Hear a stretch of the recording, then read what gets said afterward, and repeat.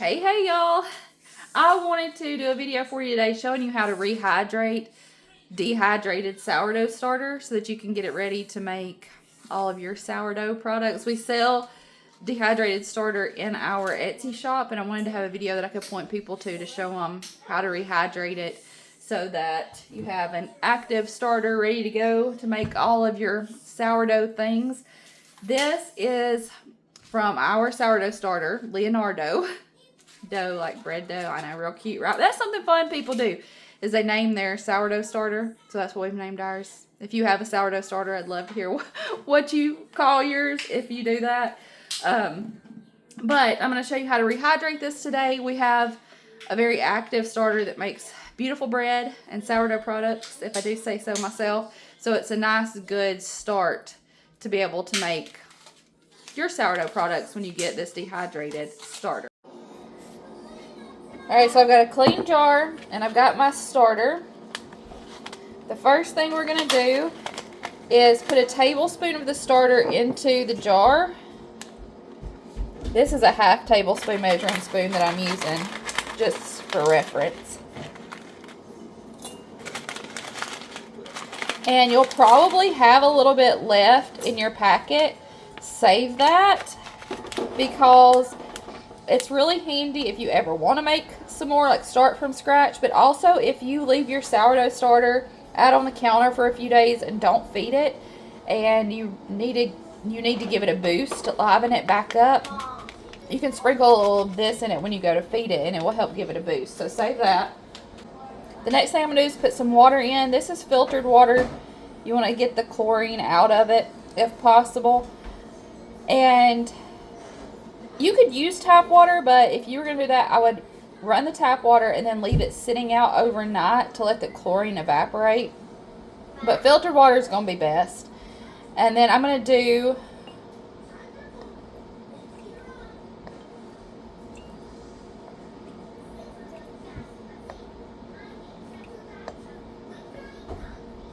that was 3 tablespoons of water.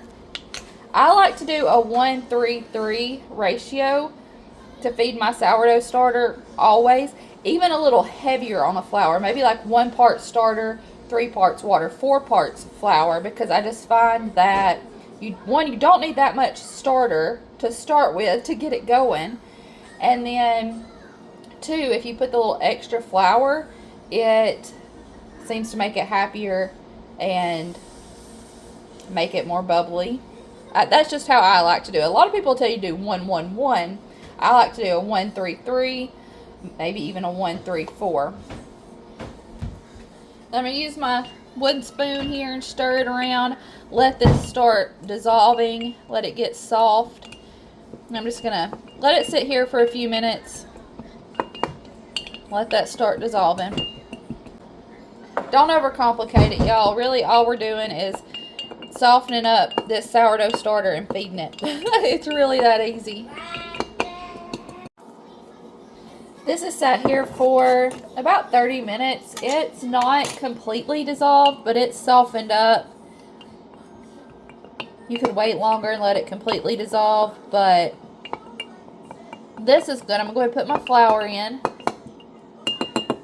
And I'm using an all-purpose unbleached flour. That's what I use for all of my baking, is unbleached flour.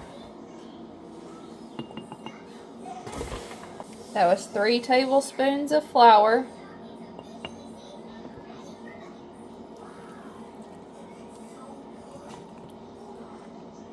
I actually probably put a little bit heavier. Like I said, I always tend to go a little heavy on the flour.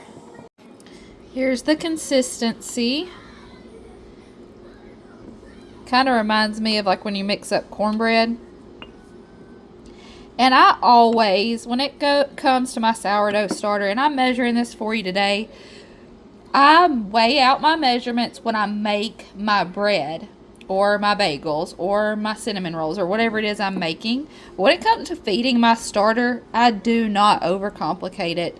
I just go by consistency. I'm measuring it out for you today so that you have the measurements, but I always look for this consistency.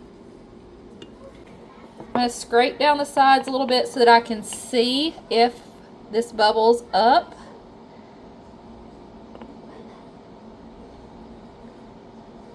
I'm going to put my lid on just loosely.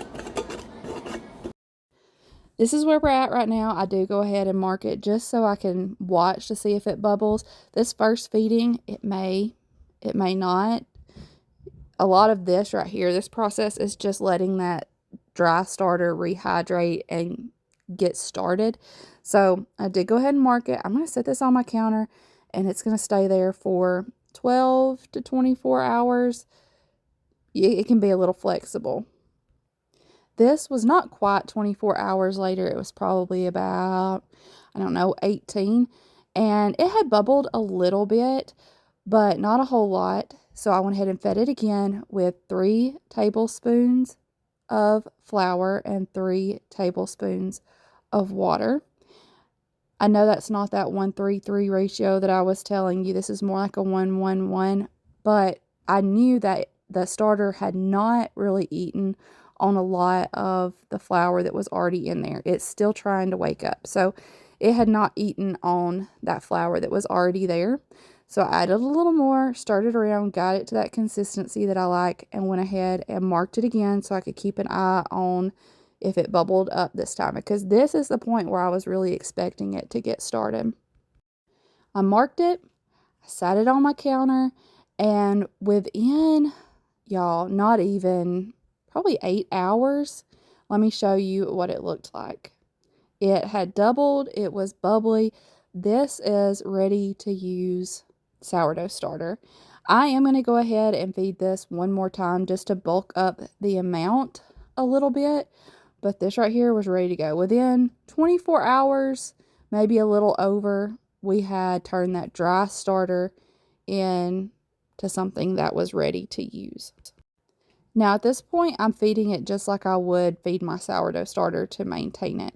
I'm putting it in a pint jar now. That's the size that I would say if you are baking a loaf of bread every day, every other day, something like that, maybe making some bagels here and there, just a little bit every day. Keeping yours in a pint jar is plenty. And honestly, you don't even have to have this much starter in there to get it going. You just need a little bit. But I'm using what I have because I'm bulking it up a little bit.